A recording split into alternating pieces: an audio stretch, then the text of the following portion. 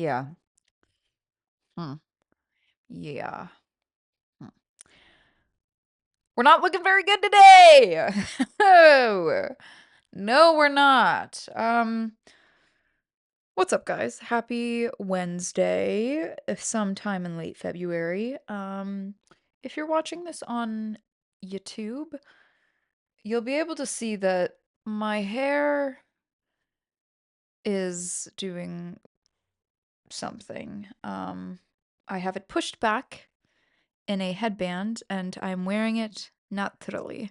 Okay? The curls that you're glimpsing or hearing of are natural. I had these before I did chemotherapy. The only issue now is that I'm chopped.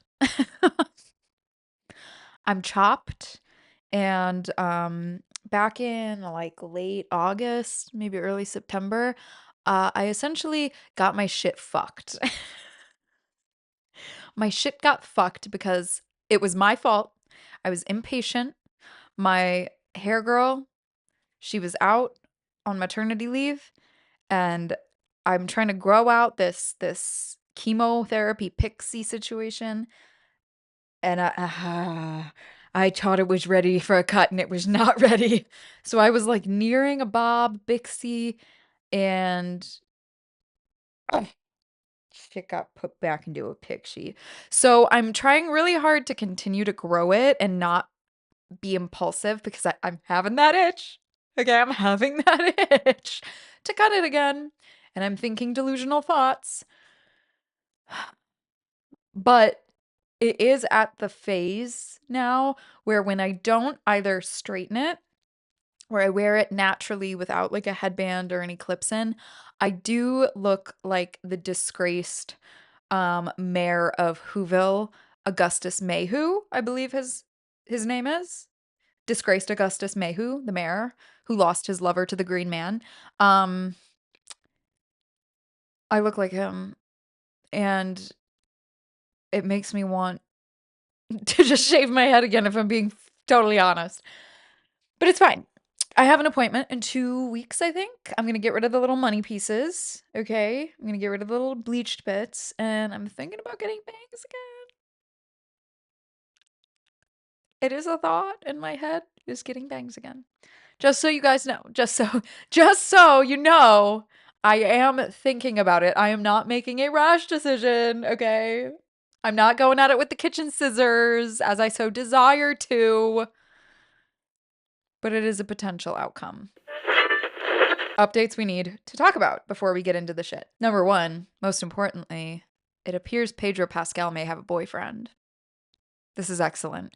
This is the best news that I've seen in months. Literally months. Pedro Pascal maybe having a boyfriend is what I needed to warm me through this thick, dark, cold American winter. Literally, that we're having right now. God, I hope he's happy. I saw the pictures of them, him and his alleged boyfriend in NYC, just shooting the shit, walking around, arms linked. Oh my God, it was so adorable. I just want him to be happy. He deserves it. He seems so cool. So that's one thing. Pedro. The other is Lana Del Rey dropped a new song. Lana Del Rey dropped a new song, White Feather Hawktail Deer Hunter. She was supposed to come out with a new album actually the week that I got married last May, and it didn't happen. They just like never talked about it. As far as I know, it was just like the album's coming out and there was no lead up, there was nothing else. The week came and went, there was no album. Oh, I was heartbroken, bro. But it's okay because now we have this song, and this song is changing my life, low key. When I first got into Lana Del Rey as a wee lass at like 12 or 13, which arguably, yeah, is it too early to be listening to Lana Del Rey? A little bit. Yeah. Yeah. I happened upon her song Video Games. Sure. You heard it? You heard of Video Games? Happened upon it on a Pandora playlist when I was 12, 13. And sometime that year, I was gifted an iTunes gift card. My family did not have Wi-Fi because we lived in like the middle of nowhere Amish territory in Wisconsin. We didn't have Wi-Fi until I was in like late middle school, early high school. So I had to go to a McDonald's and I took a leap of faith and I downloaded her first album, Dark Paradise. Listened to it on the way on the Greyhound bus to New York City during my 8th grade like school trip. Changed my life forever. Changed my personality on like a chemical level. I'm pretty sure. I I thought from that day forward, I believed that my future was going to be the variety that she sang of, which involved running from police, cocaína, okay? Falling in love with a firefighter of sorts, a man who wears leather, is maybe double my age. And luckily, my future did not hold any of those things. But now we're like low key on the same wavelength. She's singing about the strangeness of domesticity. Okay. She's a married woman too. She got married a little bit before me. She married her swamp king. She found her swamp king, locked him down. She's living out there. Alabama, I think. Louisiana, maybe. I don't know. But she's living that life. What I'm going to say is I was really scared because the first thing I saw about it was an article that said Lana Del Rey sings about domestic life, something along those lines. And I went, oh no, we've lost another baddie to the trad wifery. And it's not that. It's like kind of creepy. It's a very haunting song, but it's also sweet. It's also tender. It's sexy. And I think when I'm listening to it as like a married as a married woman, I hear a lot about almost the like strangeness of like the everyday, like I've lived this weird, crazy life. And now how weird is it that I'm like partaking in these things that are just so normal? And like there's so much tenderness and so much sweetness in engaging in this like normal married life, right? Like there are elements of it that just feel so like picturesque. And then also her like narrative about the speculation of her relationship. I remember seeing so much stuff that was like, is Lana Del Rey's marriage performance art? And it's like, bitch, maybe she met somebody who makes her happy. Like maybe she just found somebody who loves her and she married him. And so I love this like turn that her music has taken, and I hope that the rest of the album has more of those like kind of like haunting chords. Oh my god, I just loved it. Out to my white feather hawktail deer hunter. Okay. It is time to get into the ick of the week. Okay. So, the ick of the week this week comes from Instagram Reels. And guys, okay. I saw like a real TikTok, whatever, of a girl syncing to an audio that was like, get your nails done. If you don't have your nails done, I assume you have dirty underwear. And I immediately was like, what the fuck is going on? That shit pissed me off. Okay. My nails are done right now. I don't know if you can see this. Zoom in on them. Don't look too close at my hands. They're very pale, very crusty. Um, they really need some lotion. But I am lucky enough to have a bestie who does my nails. Like she just does them. I can call her up, be like, "Hey bitch, can you hook me up with this set?" And she'll go, "Yeah." And she does it for free. And she shouldn't because she's really talented. I've got woodland critters all over my fingers right now, okay, because of her. But getting your nails done is so fucking expensive. When I went home for Christmas, I decided to like take my little sister out for manicures and pedicures as a Christmas gift. And I got a set. It came out to over $100. I haven't had my nails professionally done in a long time, but over $100? Are you shitting me? Like, who has the money to do that every month? Who has that in this economy? Who can do that every month? And the second point that I want to make is I have seen some manicured hands that I do not think look clean at all. At all, girl. Girl, yeah, you might have your nails done, but you also got contact dermatitis. Girl, you might have your nails done, but I'll tell you what. Underneath those acrylics right there, what you got going on? You got fungus. Uh, You've got fungus on your nails. You got to take that shit off and let them breathe. Okay? I know people who've had acrylics on their nails for years. They're like, "Oh, I get them filled every month. I haven't seen my nails in 2 years." What? Girl, do you know what's under there? Girl, do you know what's lurking beneath that acrylic nail? Underneath that polish, that UV set polish? Girl, I'm scared for you. The last thing I notice about somebody is if they have their nails done or not. If somebody has a really cool set, I'll be like, "I like your nails." But I do notice if somebody's hands are freaking nasty. I've seen some of those sets where it's like the nails are really long, and then while people are like texting and stuff, I'm like, "What's that?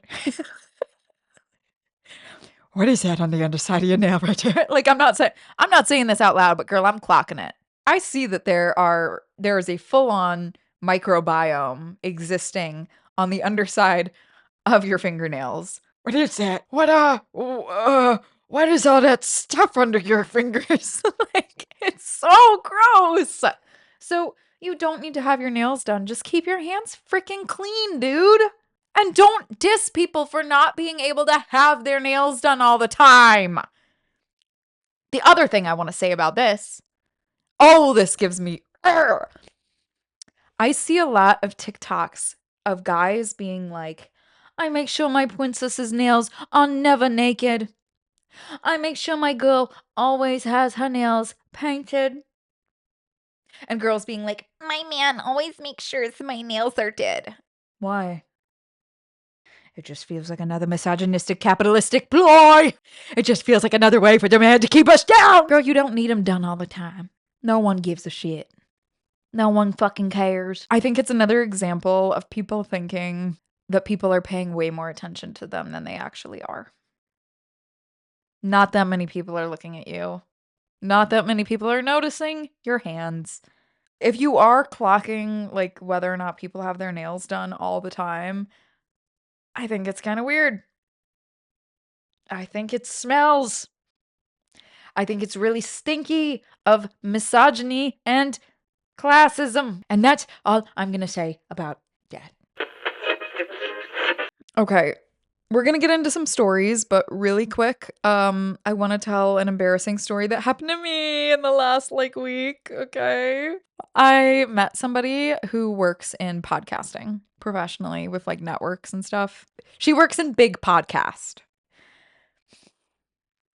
And I didn't tell her that I had a podcast, and thank God I didn't, because after she told me what her job was and I was like, "Oh my God, what is that like?" She was like, "It's really cool, but I don't know, you kind of quickly figure out that everyone who's like trying to start a new podcast is either kind of a loser or really like mentally unwell."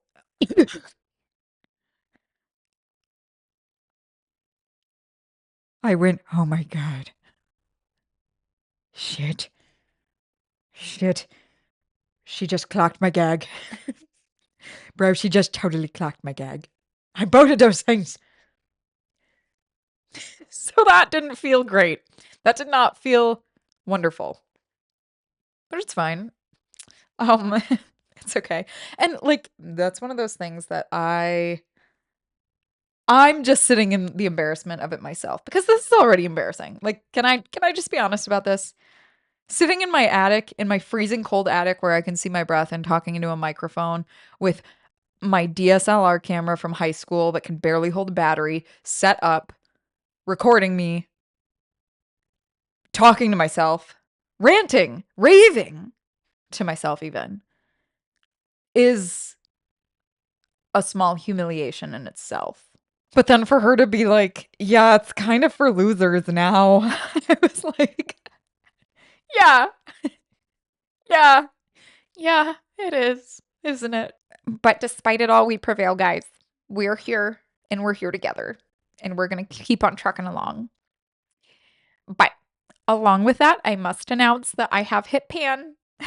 So we have metaphorically hit pan, meaning I've run a bit dry on the emails.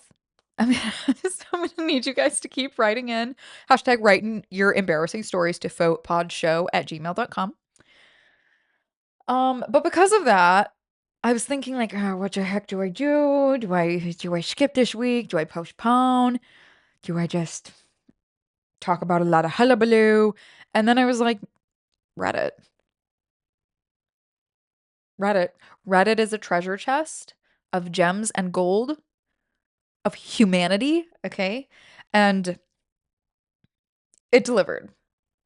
So I've pulled a few stories from Reddit on like r/cringe and then just like what's the most embarrassing thing that's ever happened to you kind of thread. I will link them all in the show notes, but the show must go on. And so Reddit comes in and the Redditors of the world save the day once again, like they will continue to in this dark face of AI. Okay, you can't best a Redditor. Let's get into it. Also, I realized, you guys, when I'm listening back to these and I'm editing, my sniffles are so annoying. I can't help it. It's 30 degrees in my attic. And also, I have had a sniffly nose since I completed chemo last year. It's like made my nose perpetually a little bit stuffy. I don't know. So I'm sorry. I'm sorry. Just try and ignore it, please. Okay. Reddit story numero uno. Holy shit. I just got a headline that Nick Reiner pleaded not guilty. Anyways. Reddit story number 1 is titled First Time I Ever Ordered Pizza. And it's a shorty. Okay. They say, this happened about 2 years ago. I ordered some Pizza Hut online, and when it was delivered, the lady handed me the pizza boxes. I said thanks, and she told me my shirt was inside out. I said, oh, and then she hands me the receipt to sign and leave a tip, and I spend 30 seconds trying to get the pen to work. She looks at the pen and says, you have to click the pen. And I said, oh. And then she reaches to get the receipt and tells me the pizza smells good. Then I said, you too. And then I closed the door and there's an edit to say it was Domino's, not Pizza Hut. I feel like everybody has a weird story with like a pizza delivery. Or just like answering the door back when people used to do that when the doorbell rang. I remember when I was maybe like 18 and going through my like I had a really weird kind of like alt wannabe alt phase where I like chopped my hair into a bob and I wore like a fake nose ring and I had this fucking like large pink Bart Simpson shirt that I wore all the time. It just had Bart Simpson on it. And one day the doorbell rang and I was the only one home and I answered it because like you just used to do that. And it was a Navy recruiter and I'm standing there in my Bart Simpson shirt with my hair in like space buns, sparkly eyeshadow on, and he's like, "Have you ever been interested in serving our country?" And I was like, "No." And he like tried to like talk me into it and I'm standing there like, "Okay, you want me to join the Navy? You want Yeah, okay. Okay. And then I closed the door and I was like, in that moment, I was like, I gotta change something about the way I am right now. Okay. On to the next. Maybe we'll come back to it. Okay, this is a longer one. This one is called Tried to Buy My Birthday Cake and It Ended Up a Nightmare. So this happened 2 years ago, and I still think about it today. I was single, had been for a while. My family was in another state, and most of my friends were several hundred miles away. It was my birthday, and it's about 7 p.m., and I really wanted some birthday cake. I'm an adult, right? I can get my own damn cake. Yes, you can. So I go to my local pavilions because they have a nice bakery. My heart is dead set on a cake with buttercream icing. The more buttercream icing, the better. Yeah, you're correct about that. Okay, you are indeed correct. Whipped cream frosting can go fuck itself, dude. That shit is gross. Cream cheese or buttercream frosting only. And that's on that. Okay. I grab a hand basket and wander into the store. The bakery department looks empty. That's okay though. They have pre-made cakes. I'm staring at the pre-made cakes. There's a lovely cake with white buttercream and big buttercream roses. This is perfect. I'm staring there for about 5 minutes and I'm about to pick up the cake when all of a sudden a very cute and pretty employee comes out of the back of the bakery where I can only assume she was cleaning and getting ready to end her shift or go home. Anyways, she asks if she can help me. I reply no, that I'm just gonna grab a birthday cake. Pretty baker girl. Oh, nice. Who is it for? My brain. Don't say it's for yourself. She'll think you're pathetic. Me. It's for a friend? Great, now she thinks you have a girlfriend because she sees you looking into cakes with the roses on them. Me. Quick thinking. A guy friend. A guy friend I work with. Her. Oh, well, most guys don't like cakes with flowers on them. My brain. Now she thinks you're gay. Not that there's anything wrong with that. But you're buying a cake with roses on it for a guy friend. See how cute she is. Say something. Say something witty. Me. I don't know. He, likes roses. My brain. Schmooth. It gets worse. Then she leads me over to the other cakes, all of which are like blue and covered with whipped icing. I absolutely hate whipped icing. I can't stand it. I would rather not have a cake if it's going to have some sort of gross whipped icing. She begins to tell me that these are the kind of cakes that I should buy for my guy friend. She's really sweet and trying to be helpful. Then my brain gets an idea. Hey, just go wander the store. She seemed like she was about to get off shift. Then you can buy the cake you want and leave quickly. So I tell her that I'm going to think about it, and I wander the store for another 20 minutes or so, peeking around to see if she's left. Then I realize I'm wandering the store with an empty handbasket, and that looks weird too. So I pick up some random crap that I don't need, and I keep peeking, and she hasn't left. Finally, I make another pass, and she's gone! I rush over, and I'm about to pick up the cake with the roses, when, like a horror movie, she pops up, beaming and smiling. Her. Oh, you changed your mind? I really think your friend would like this cake here. She points to the blue one with the whipped icing. I finally relent. Maybe it won't be so bad. I sigh and grab the cake. She informs me that she can ring me up there at the bakery. So she starts to ring up all this useless crap I had in my handbasket and the cake I didn't want. Her. Oh, would you like me to write his name on it? Me. No, his name probably won't fit. Her. I'm really good at it. I can make it fit and it'll look great. My brain. Don't say your name. Your credit card is right there in her hand. She'll see your name and know how pathetic you really are. But brain, I can't think of a name. Her. It'll be great. What's his name? Me. His name is really long. It won't fit. Her. Just tell me his name. I'm grasping at straws, and then the face of my good friend Dan appears in my mind. Dan? I say very quietly. She looks at me. Pause. You don't think I could fit Dan on a cake? I don't know. So she writes Happy Birthday, Dan, on my birthday cake, the birthday cake that has icing I hate. I take my cake home, the cake I didn't want, along with the bag of groceries that I didn't want or need, my birthday cake that says Happy Birthday, Dan, on it. Dejected. Worst birthday ever so far. I cut a slice. It's some awful chocolate cake, and it's covered with blue-dyed, whipped icing that I loathe. I take one bite, and I throw the rest of the cake... I take one bite, and I throw the rest of the cake in the trash. I didn't go back to that store for months afterward. My dear Redditor, you are keeping the cringe community afloat, babe.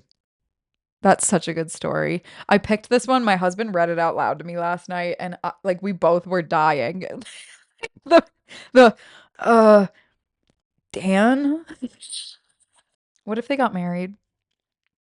Oh, in my head, when he did go back to the store, he found her at the bakery, and he was much less strange, and they fell in love, and then he asked her to marry him in a way that involved cake. That's so nice. Right. Let's go on to number 3. This one. This one didn't have a title. It was just an answer on the like a thread, but I called it Woodland Pea. This Redditor writes, I was at a party in the woods. Keg party, bonfire, out of the back of a pickup trucks, and had to pee. Pausing immediately. I never went to any of those types of gatherings. I feel like every time I talk on this podcast, I reveal more and more what a like loser I was and am. Because I didn't even know that people did stuff like this until I was in like college.